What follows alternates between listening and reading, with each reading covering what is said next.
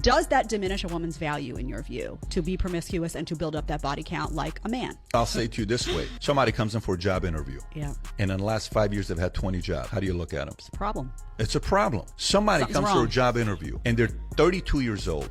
And from 22 till 32, they've worked at 2 companies. How do you look at them?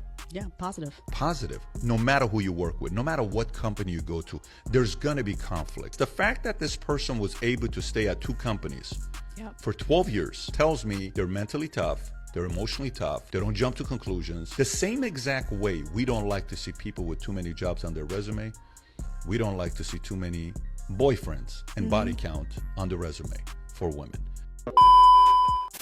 When you're somebody who basically gets everyone you want, it will forever stick with you that one person who turned your ass down.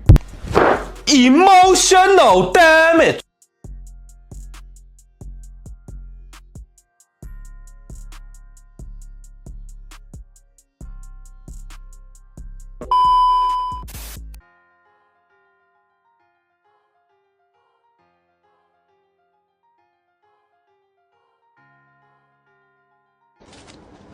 I'm smiling, but it ain't funny.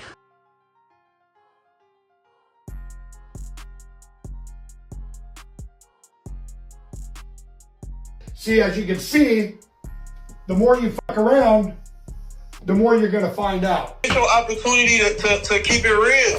I'm keeping it real. They already know I gave you chlamydia because I told you when I got mad I wanted to give you chlamydia again. I already told you that. You didn't give me. Oh, yes, I did. Yes, I did. I definitely burnt you, but it's okay. No, you did not. It's okay. That was my payback for all the years of trauma. I just finally got my payback and burnt you, so. Okay, and what about the trauma your mama put you through? Oh, I dog her too. Don't worry about it. Don't worry about it. My mama gets dealt with around here. My mama gets dealt with. My mama gets dealt with. You don't. What about the what? What about the what? Exactly. I'm gonna say, what about the trauma? I ain't trying to hear it. You already talking. I said, what about the trauma you put your the drama? No. But then I forgot your mama scared of you, so she can't even say to you. No, she not. Yes, she is. She's scared you're gonna spit on her again. You gonna spit on her again. The problem with society nowadays is that, let's keep it 1,000. Most girls are liabilities because most girls don't come from a strong family where there was a father or some positive masculine influence. So a lot of girls look at men as, let me try to get something out of this dude. Like, let me try to extract value without necessarily reciprocating. So I think once men are able to identify the girls that bring value versus the girls that take value without giving anything in return, that's going to make your life immensely simpler. Though, man. If we're being totally honest, most dudes' girlfriends are liabilities for the most part, right? Let's say that you're a $80,000 a year guy. You live by yourself. Your overhead is low. Minimalist lifestyle. Boom, you meet a girl. She moves in after a while. Now she wants to decorate the place. That's money you wouldn't have spent if she wouldn't have been with you. You're taking her out to eat. You would have been eating at home or just going out by yourself. So now that bill has increased by 2x at least. Energy bill goes up. You're driving more. Bro, let's be real, man. A lot of them are liabilities. How much money should your man make a year? When I start selling pussy, I don't want to hear it. When I start selling pussy, I don't want to hear nobody say shit. When you see me on the corner, mind your business. Because these recruiters have one more time to play with me. I get in an argument with my mom every other day, and she comes in my face talking about some, oh yeah, Mira, you have a degree, you could get a job anywhere. I don't understand. Where, Wanda? Where are the jobs? Every day I apply to like 100 places. I'm so broke. I'm rationing my pussy with these tampons. Okay, bitch, I'm on my period right now. My cramps was horrible last night. I couldn't take an Advil because I'm like, I don't know if we're gonna make it through the week. I'm over it.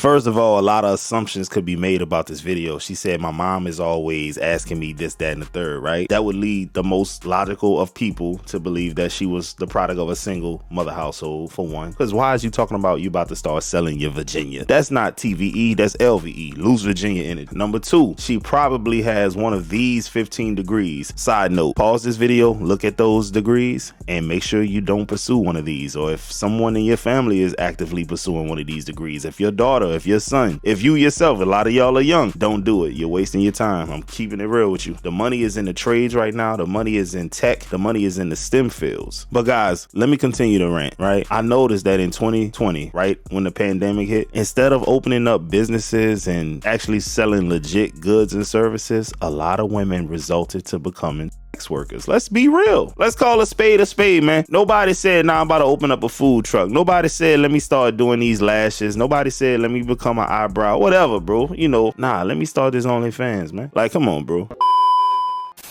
Okay, let's talk about something. Let's talk about how them homeboys that really be your homeboys, they be rude. They be rude. Like the ones that really like don't want to be with you, they be so rude and they treat you like a homeboy. No, I'm a girl. Stop with all the snarky remarks. Like I was talking to my homeboy earlier.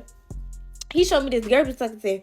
So I was like, oh yeah, she cute. I was like, she's very eccentric. Like she had something about her that just made her beautiful, but she wasn't bad. And I feel like those are two different things. And I'm going to take the eccentric girl over the bad girl. Like, if you know what I'm saying. This bitch was I mean, yeah. Yeah, you not bad. I said, excuse me? Yo, he looks like where's Waldo? Where's Aldo? Whatever, you know, the little guy with the red hair. Like, he really tried to play with me. Like, I'm not one of your homeboys. All of that y'all be doing, calling each other names. Don't do that to me. I don't play like that. Like, I get, like, no.